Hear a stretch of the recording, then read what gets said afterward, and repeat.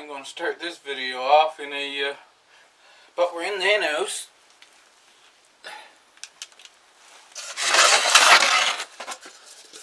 I've been given some used flooring, so that's a start to make those two ugly looking walls more sensible here. But this is for the new gardeners.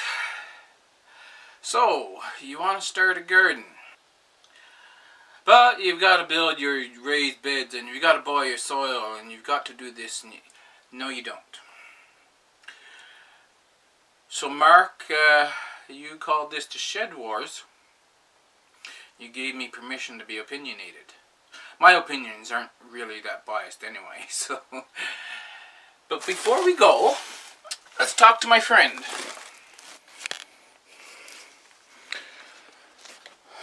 A couple of guys showed up. I don't know them. They said, "We have a rooster for you. You want him?" Sure. Now I have to get some hens. And I thought earlier today I wanted to get this house done before I got hens. But maybe I can get chicks and put them over this side. Let's see if I can zoom this out. So as you can see, down the bottom is all 1/4-inch mesh. So if I put chicks on that side and let them grow up, they'll be quite used to seeing him by the time fall comes, and they'll be restrained to that side, which I just noticed has plywood on the back, so it's not so bad anyway. I just want to replace all this wallboard stuff. Anyway, let's go and make a garden bed. Now, where should I put my garden bed, you say? To make your first garden bed, you find the sunniest part of your yard and you put it there. Yeah, it's full shade, part shade, how many hours of sun you need, etc., etc. You need at least 6 hours of sun, they say. It's the only yard you have. Knowing exactly how much sun you get is not going to give you more. So you select the sunniest part of your yard, you make your bed there. Which direction should your bed run? Depends on the condition. Technically, the long side of your bed should run east-west. That will give you the minimum obstructions of taller plants shading out shorter plants. But that's not always the case, and sometimes it can look quite awkward.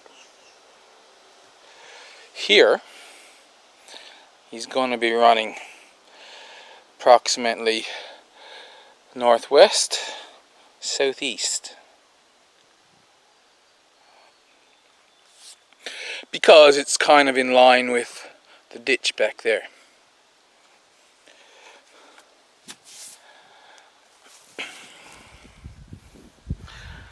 I have my tape measure.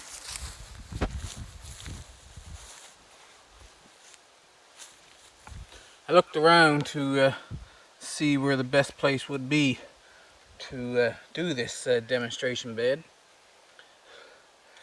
And I have a Goji chinensis there that didn't survive. There's a Goji, firecracker Goji, just down the other side, which gives me 10 feet and 6 inches space that I can put a bed in, because the two live plants are still very small. I make my beds 10 feet long, planting space. I'm going to be using these for a border. 4 inches. So I'm going to need that full 10 feet 6 inches, 10 feet 8 inches. Let's put a peg in. Oh, he's going to continually break on me.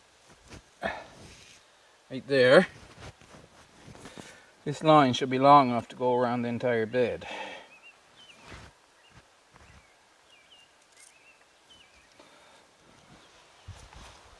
So you string your line down. Okay, from that peg we have, okay, so we put this peg in at 10 feet 8 inches. 10 for the interior of the planting area, plus 8 inches for 2 bricks.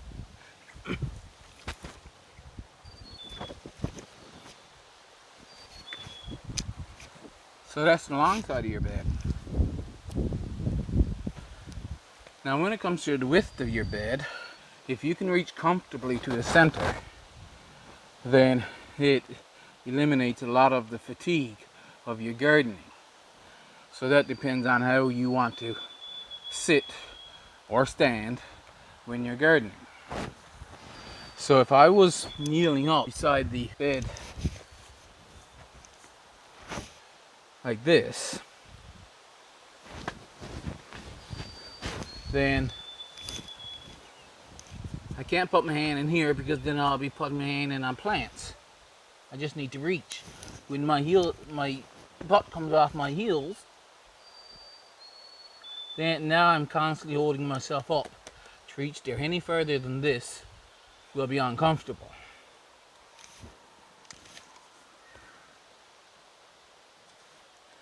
That's 22 inches. So 44 inches, 3 foot 8 inches. If I'd rather sit down beside my bed, now it's right there, it's only 1 foot 8 inches. So at 22 inches, we got 44, that's 3 feet 8 inches. That will give me 3 feet interior because of the 2 bricks.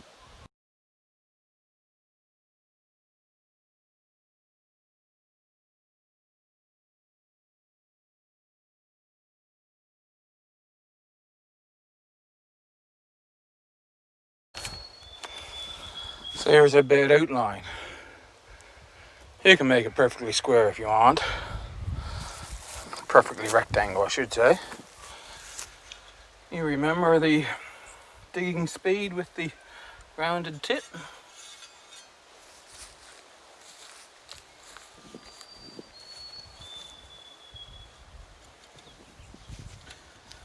On the outside, put that tip directly in under the line.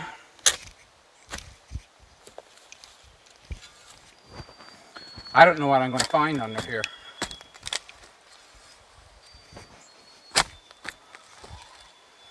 But tipping that back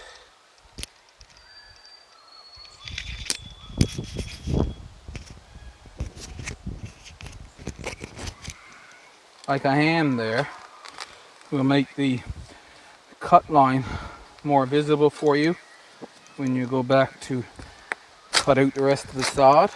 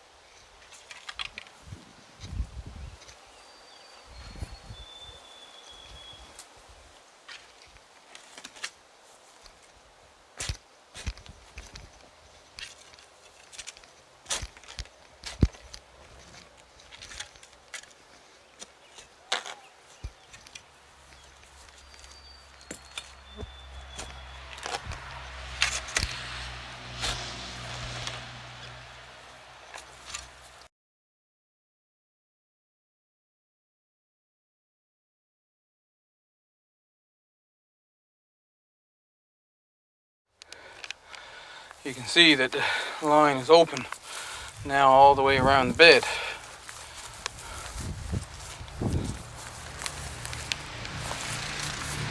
And on this side.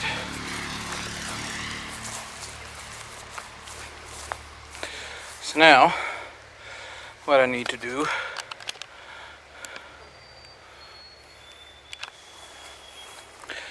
is cut cross strips every 6 inches, I guess, all the way up the bed.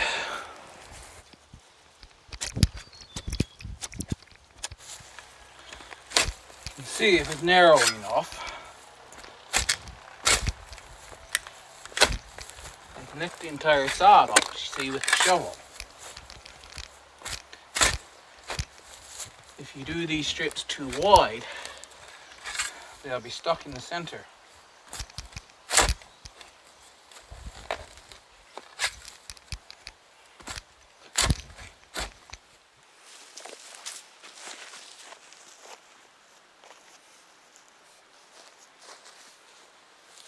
Let's see if the... Right, we'll turn this over easy. Can't turn it over the other way, see, because... No, I didn't think so either. You're gonna need to take your digging fork for this.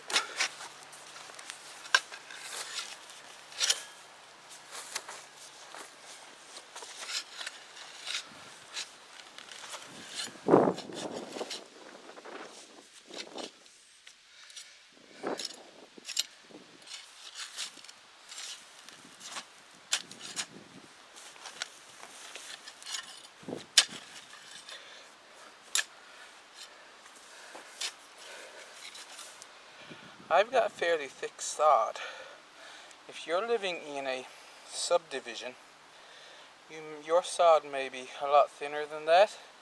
This is actually a wild meadow, which means there's a lot of deep-rooted plants.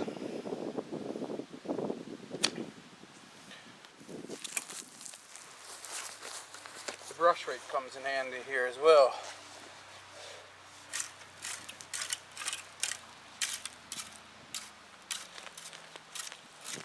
To regain some of the soil.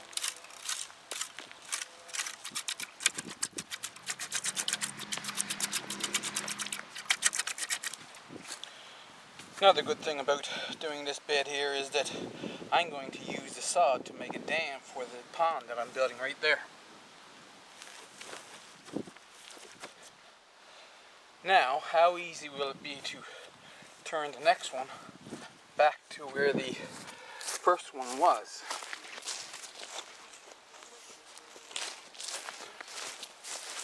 I have another tool that I couldn't find it.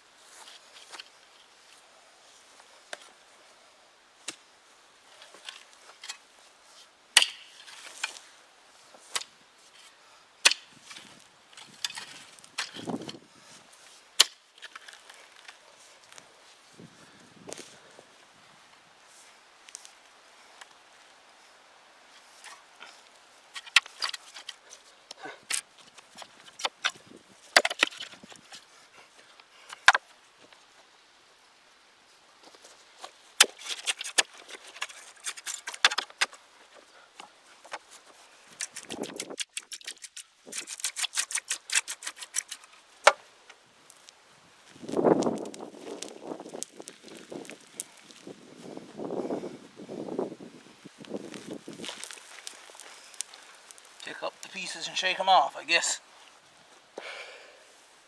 Thing about when you're working with nature, nothing is textbook. You have to go through each task and figure out your challenges as you go. Okay, let's see what we'll do with this next strip. First I'm going to take the shovel and ensure once again that it is separated from the rest of the soil beneath all the way along.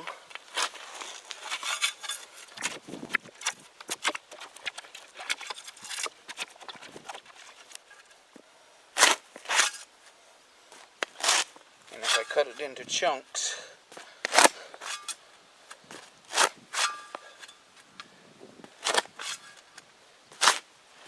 Maybe it'll be easier.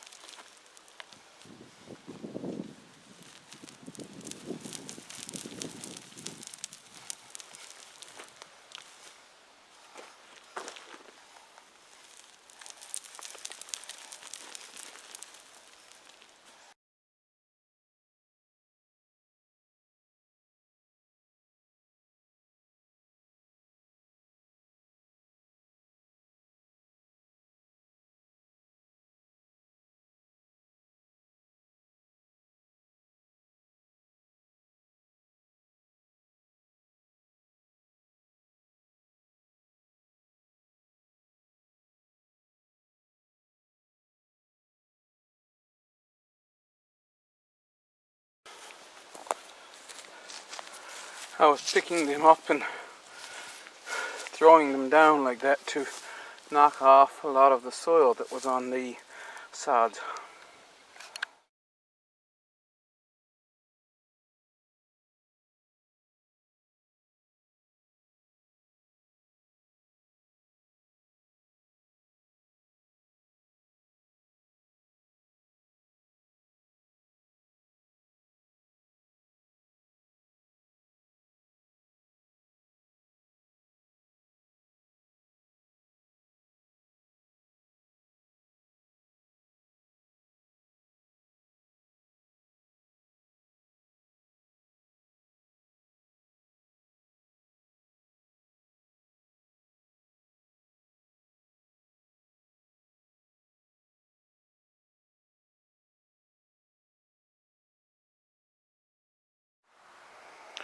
That's the earthwork done. But Jotham, you say, my soil is too clay, it's too rocky, it's too sandy. To be honest, there is no perfect native soil. This is about working with what you have and not falling to what most people are saying, oh, get this, get that, and the next thing you've spent an exorbitant amount of money. You want to grow food, and you want to grow it now.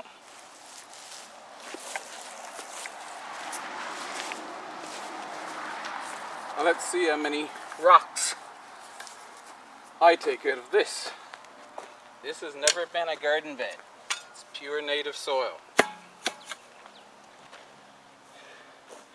You're going to have to loosen it with your digging fork.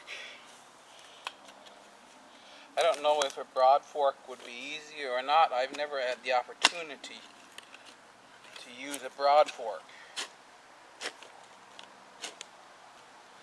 But your first loosening will be from standing outside the bed on the end.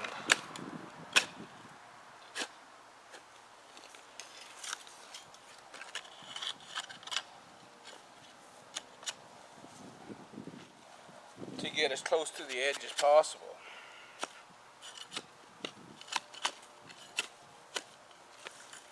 As you can see,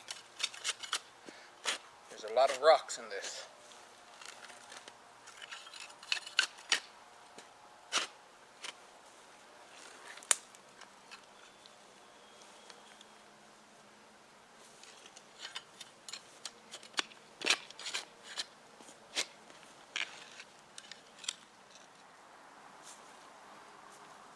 I'll throw them all there in a pile and we'll see how many we got.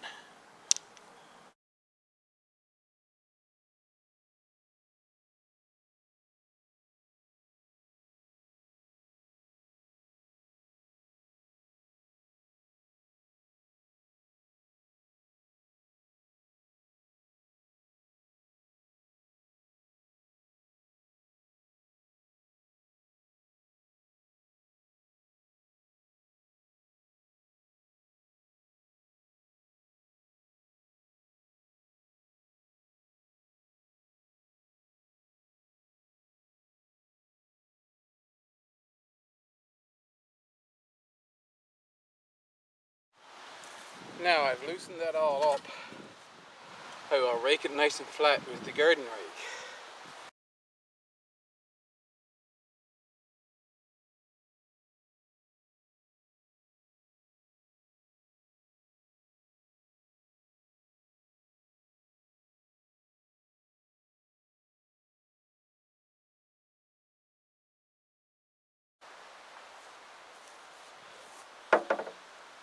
I recommend a permanent border because, being humans,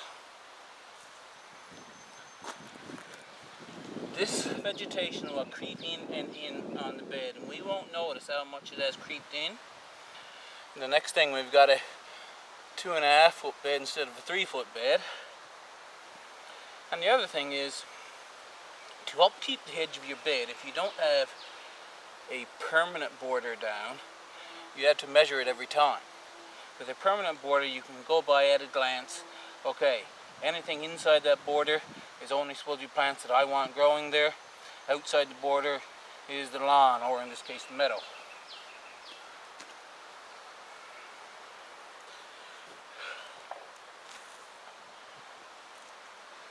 I am going to do my border with old bricks, as I said. You do your border with what you have. For that matter, you could even just put down pegs and a string between them for your border, if you want.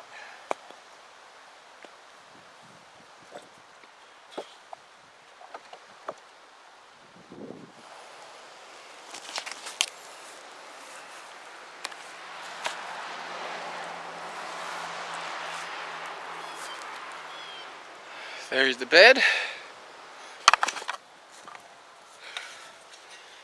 Every gardener should have a compost bin. The type of bin, well, there are many different ideals out there. So you'd look around and decide which one you think is best and try them out. This is the one I've decided on.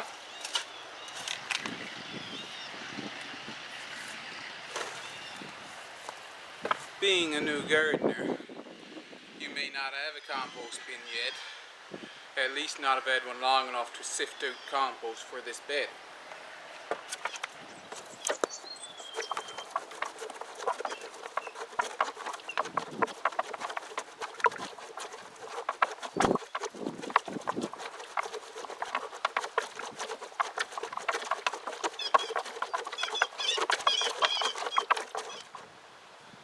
To put the recommended 2 inches of compost on top of this bed, 1 gallon is 231 cubic inches. We've got 3 feet by 10 feet, 36 inches by 120 inches. Multiplied by 2, that brings you to somewhere around, it's 4,800 and some odd cubic inches, or 37.5 gallons. That will give you, of course, 7.5 5-gallon buckets. I don't think I have that much here.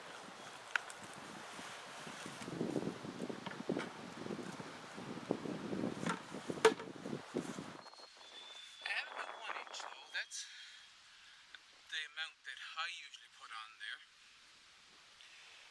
I might put on a bit more before we plant it. So that's the completed bed ready to be planted in. Don't till the compost into the soil.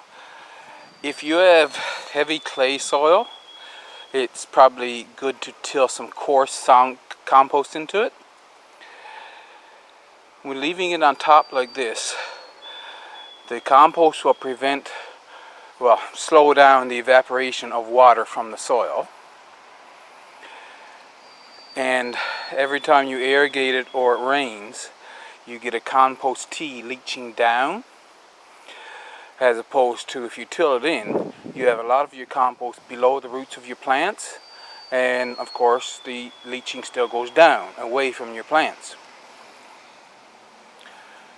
The worms and other soil life will come up underneath this and till a lot of this into the top say 3 inches, maybe 4 inches of soil for you, and you'll build up your soil over time. And I need to harvest some more rhubarb.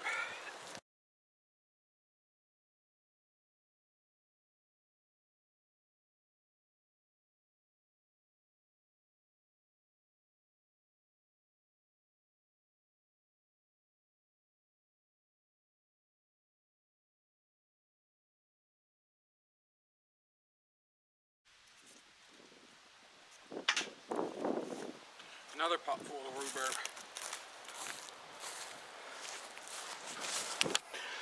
Going to see if I can weigh it all in one go this time.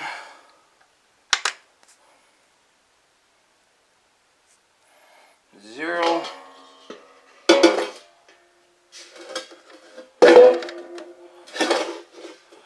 Move the pot over. The pot is 782 grams.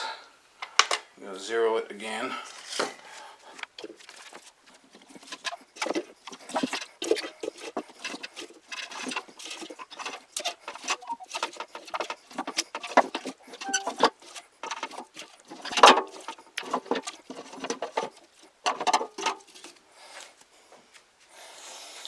That's it.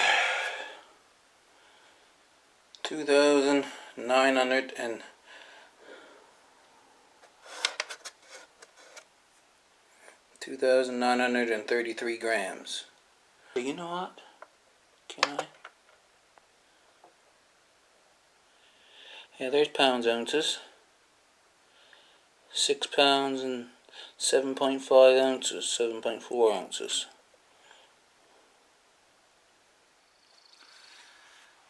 Now we've cut the sods into squares. We separated them from the base with the digging spade. Shook as much soil off as possible. Next week I'll have these taken care of. I used the digging fork both to loosen the soil down about 10 inches and to find any big rocks that's there. We raked off the surface rocks and we put on 1.5 inches of compost. Next week we will set this bed out in various different crops.